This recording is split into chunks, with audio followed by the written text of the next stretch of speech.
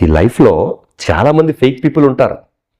Fake people fake advice ఇస్తూ ఉంటారు. నాకంటే నువ్వు గొప్పవాడు అవ్వాలి, నాకంటే నువ్వు డబ్బున్నవాడు అవ్వాలి, నాకంటే నువ్వు ఆరోగ్యవంతుడు అవ్వాలి. రావడానికి నీకు కొంత పాత వచ్చిందేమో, ఎందుకు నువ్వు దిగాలి? ఎవడు సాయం చేసినా చేయకపోయినా, ఎవడో నీతో ఉన్న లక్ష్యం మన తెలుగుడు.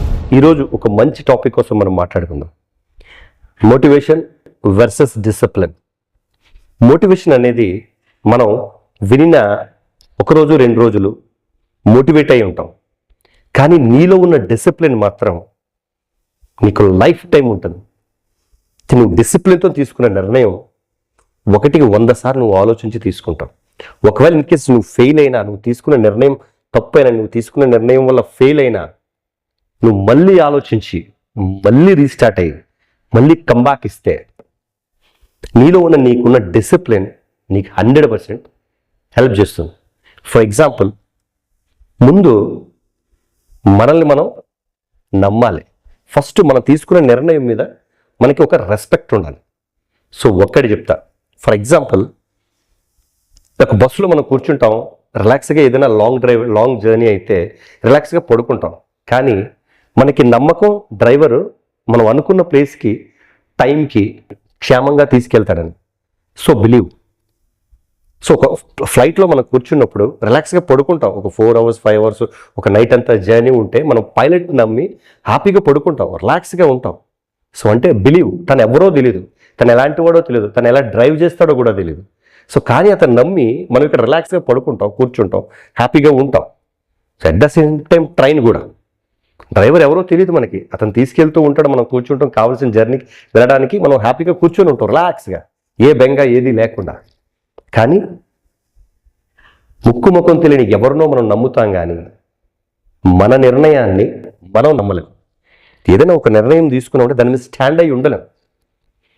సో నీకు నీ నిర్ణయం మీద నీకు బలమైన నమ్మకం ఉండాలంటే ముందు నీలో నీకు డిసిప్లిన్ ఉండాలి.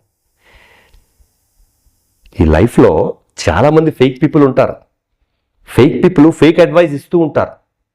సో అందులో నువ్వు ఎలా తెలుసుకుంటావంటే అతను చెప్పింది కరెక్టా రాంగా నీ యొక్క బ్రెయిన్ యూజ్ చేసి నువ్వు తెలుసుకోవాలి. సో అతను చెప్పేది రాంగా రైటా? సో తను నాకు నిజమే చెప్తున్నాడు, ఒరేష్ నువ్వు ఇలా చేస్తే, నువ్వు అలా చేస్తున్నావు, నీకు చాలా లాంగ్ టైం పడుతుందిరా, నీకు చాలా ఎక్కువ జర్నీ అయిపోతుంది, నువ్వు చాలా హార్డ్ వర్క్ చేయాలి, సో ఈ వే తీసుకో, నువ్వు చాలా షార్ట్ కట్లో నువ్వు రీచ్ అయిపోతావు అని అడ్వైస్ ఇస్తారు. నువ్వు ఫేక్గా. దీనికి కూడా నేను ఎగ్జాంపుల్ చెప్తాను మీకు.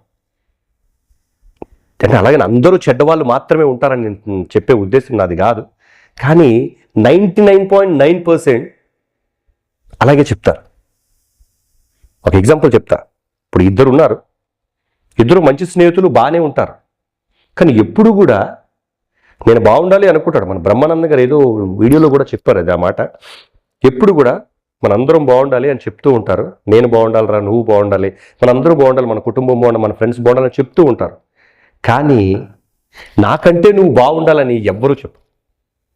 నాకంటే నువ్వు బాగుండాలని ఎవరు మనస్ఫూర్తిగా అనుకోరు. పైకి నోటితో ఏదైనా చెప్పచ్చు, కానీ ఎవరికారు సెల్ఫ్ రెస్పెక్టో దాన్ని సెల్ఫ్ ఏమంటారో నాకు కరెక్ట్గా ఐడియా లేదు, కానీ సో వాళ్ళ మీద వాళ్ళకున్న మమకారంతోనే వాళ్ళు ఇంటర్నల్గా ఆలోచిస్తారు తప్ప మనస్ఫూర్తిగా నాకంటే నువ్వు గొప్పవాడు అవ్వాలి, నాకంటే నువ్వు డబ్బున్నవాడు అవ్వాలి, నాకంటే నువ్వు ఆరోగ్యవంతుడు అవ్వాలి ఎవ్వరు మనస్ఫూర్తిగా చెప్పరు. దీనికి ఒక ఎగ్జాంపుల్ చెప్తా. ఒక మంచి మెకానిక్, ఊరిలోనే ఒక మంచి మెకానిక్ ఉన్నాడు.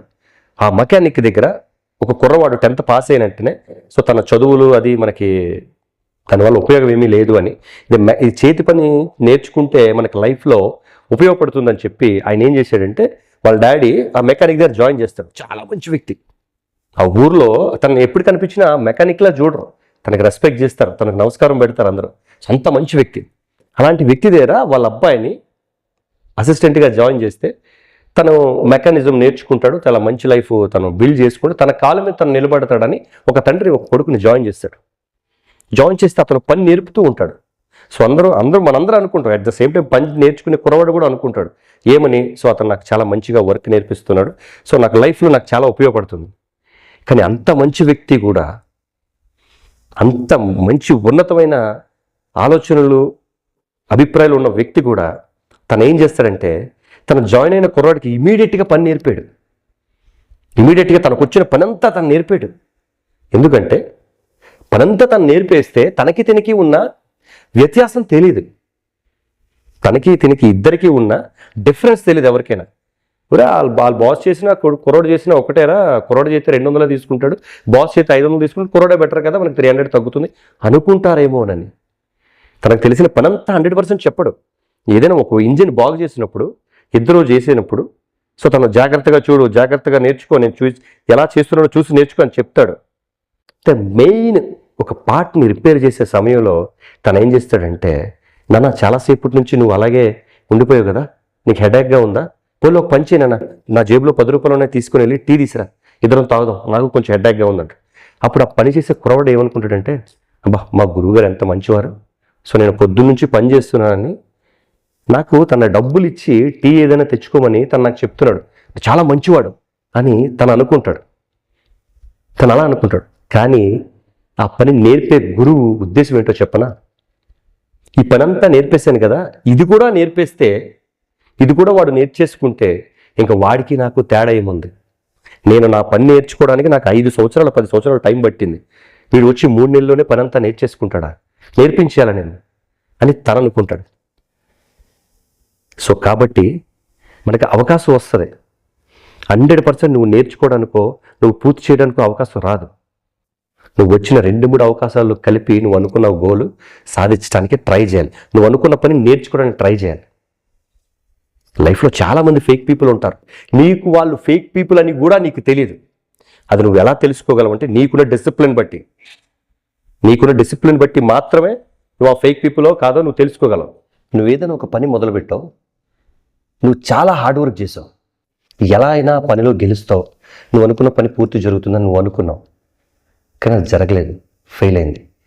అప్పుడు నీకు 2 ఆప్షన్స్ ఉంటాయి, 2 చాయిస్ ఉంటాయి. ఒకటి, నువ్వు ఫెయిల్ని యాక్సెప్ట్ చేయాలి. 2, మళ్ళీ రీస్టార్ట్ అయ్యి మళ్ళీ కంబ్యాక్ ఇచ్చి మళ్ళీ నువ్వు అనుకున్న పని పూర్తి చేయాలి. Change your situation.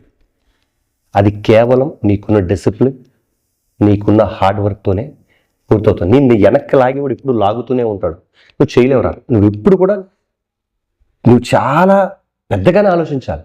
సో ఎవరికైనా నీ డ్రీమ్ కోసం చెబితే వాడు నవ్వేలానే ఉండాలి. ఎందుకంటే చిన్న చిన్న డ్రీమ్, అరే నేను రిక్షా వాడిని అవుతాను రా, అరే నేను ఆటో డ్రైవర్ని అవుతాను రా అంటే అలా కాదు. అంటే ఏదైతే నువ్వు అవ్వాలి అని అనుకుంటావో చాలా గొప్పగా ఉండాలి. ఎదుటివాడు నవ్వాలి, నవ్వుతాడు, నవ్వని.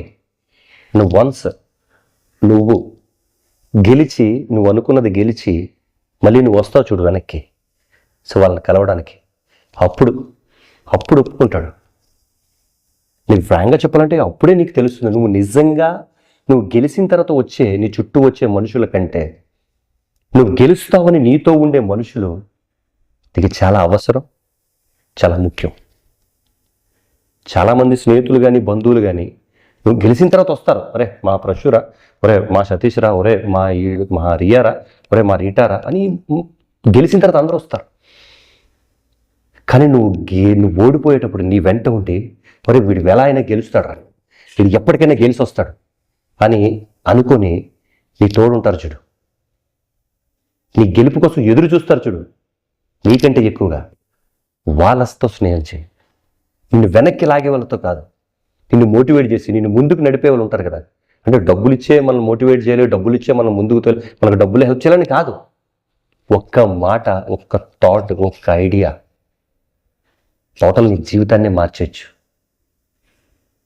అంటే నీ గురించి మంచిగా ఆలోచించి నువ్వు గెలిస్తే చూడాలని ఆశపడే వాళ్ళతో నీ ప్రయాణం ఉండాలి.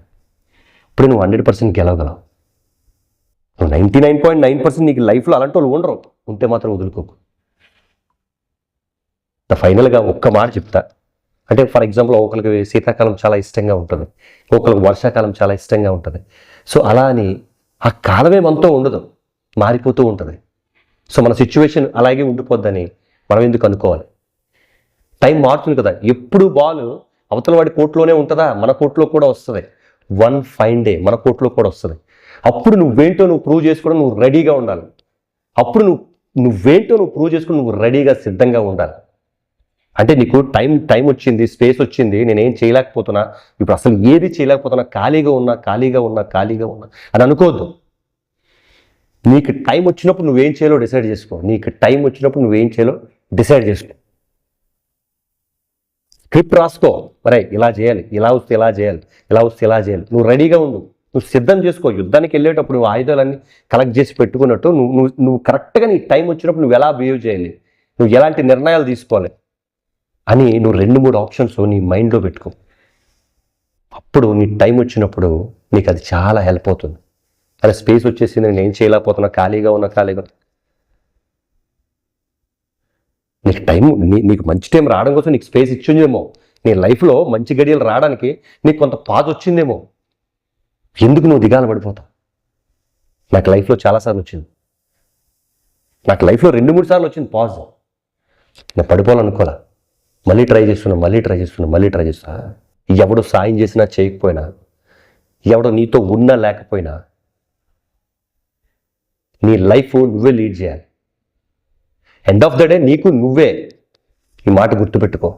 ఇప్పుడున్న పరిస్థితి ఇదే నీ భవిష్యత్తు కాదు, ఇదే నీ ఎండ్ కాదు, జస్ట్ జర్నీ అంతే. నీ జర్నీ నువ్వు ఎంజాయ్ చేయి. ఫైనల్గా ఒక్క మాట, your present situation is not your final destination. ప్రశ్న మన తెలుగుడు. మీకు కనుక ఈ వీడియో కనుక నచ్చితే లైక్ చేయండి, షేర్ చేయండి. నేను ఏదైతే మీకు నచ్చలేదో అది కామెంట్ చేయండి. సో నెక్స్ట్ టైం నేను ఆ మిస్టేక్ చేయకుండా నాకు హెల్ప్ అవుతుంది. సో ఇంకొకటి, మీకు ఎటువంటి వీడియోస్ చేస్తే బాగుంటుందో మీకు ఏదైనా అనిపిస్తే కామెంట్ చేయండి. సో ఇలాంటి మంచి మోటివేషన్ వీడియోస్తో మళ్ళీ కలుద్దాం. గెలుద్దాం, అనుకున్న పని సాధిద్దాం. మీతో పాటు నేను. జై హింద్.